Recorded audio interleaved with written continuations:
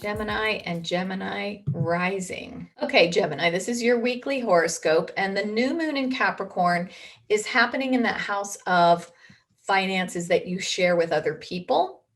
It's happening in the area of intimacy and how you open up to other people, how you share your secrets with other people.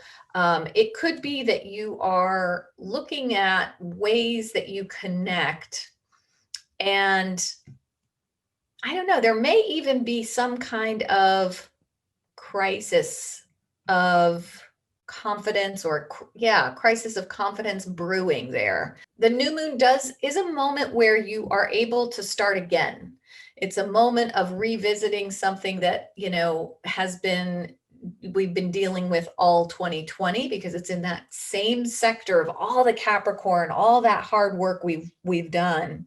And maybe there's a new approach to a problem that has to do with joint finances. Maybe there's a new approach to a crisis that's been brewing all last year. But the big news for Gemini and Gemini rising is Mercury joining up with Jupiter in that house of possibility, in the house of expansion, of the law, of the connection to something bigger than you. I could see this being an epiphany, or some sort of big idea that comes to you this week, Gemini. A big idea about how you're going to assert yourself in the world, how you're going to show up publicly, how you're going to demonstrate your abilities, demonstrate what you've achieved, how you are ready to be a leader in whatever it is you've been working on. This is definitely big. And yet, okay, so that's the thing about this week is yes, and yes, we have all this excitement building. Okay, Jupiter and Mercury together in Aquarius is really breakthrough ideas. It's pie in the sky ideas in some way, but it's also with the brilliance, with the genius to be able to see those happen. So it's significant.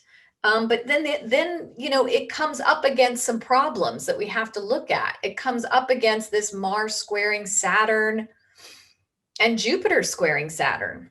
I'm sorry, Jupiter squaring Uranus. So it comes up against something that we have to kind of address reality too. So Gemini tends to be, an ideas person. They have tons of ideas and sometimes can get scattered with so many ideas.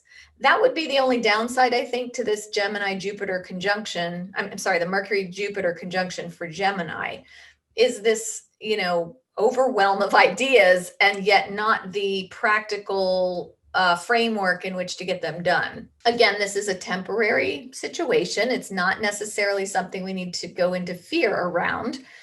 But just to be realistic, Gemini, that's probably the message, is to be realistic. This new moon in Capricorn definitely wants us to be realistic about your financial situation, particularly, and especially with any investments that you've been making, any sort of money that you have with a partner, that's going to be weighing on your mind. At the same time, Uranus stationing direct. Now, Uranus spends a long time retrograde, and this is worth mentioning with the air signs and also the fixed signs. But Uranus is that higher octave of the planet Mercury, and Mercury is super important for Gemini.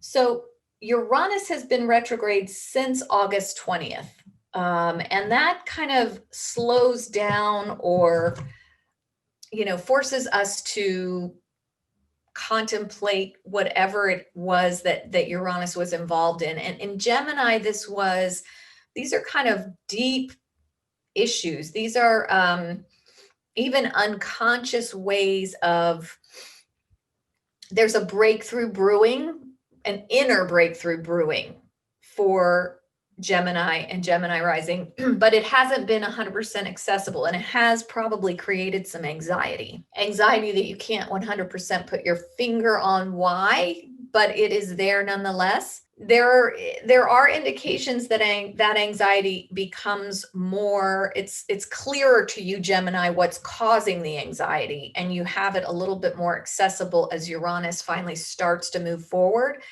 but I could see this week that anxiety becoming more dominant until that Uranus heaves itself forward. When a planet of this, distance from Earth stations, it's like appears to be stopped in the sky from where we're standing. And so that energy of Uranus gets concentrated when it stations. So you could see this kind of stationing as a way of increasing anxiety. And what I would say to you, Gemini, is to, again, step back, get perspective. I think this is going to be true for all of us because Taurus and Gemini have that ninth house activated this week. Both of them are dealing with ways of getting perspective, getting their arms around a crisis, getting them reframing a problem so that it's more manageable, so that the problem feels more, that it's at least clearer what the solution is. But there may be some feelings of not, you may be groping around a little bit this week, trying to figure that out. Just know that it's a temporary issue and that we are going to get through this together. Okay, what else do I want to say about that for Gemini, the Mercury alignment? So, the really new thing with Gemini is that Mercury changed signs last week and on Friday. And so you are actually have more access to ideas now than you would have. So that's the good news. You do have more ideas coming in. You do have the ability to gain perspective, Gemini. It's just that you're not going to be able to make those things happen quite as fast as you would like. And that's probably better. And this is what I'm saying to a lot of clients is that we are moving into this new age a little bit at baby steps. And I know we talked, and I was doing this, talked a lot about, as soon as that great mutation happens, things going to change. And guess what they did? We have a new president. We have a new, congressional alignment. Things did change in a really big way. However, this great mutation, Jupiter, Saturn into Aquarius, is so big that it takes a minute for it to unfold. And, the change that we are all hungry for, no matter what side of the politics you're on, is going to be unfolding over the next few years. And sometimes it's going to get volatile as it did this last week. And we just need to stay grounded. We need to continue to bring oxygen to our brains. That's what Jupiter, Saturn are going to give us, more oxygen. We need to take those deep breaths and, make our decisions with clarity and not emotionality. Okay.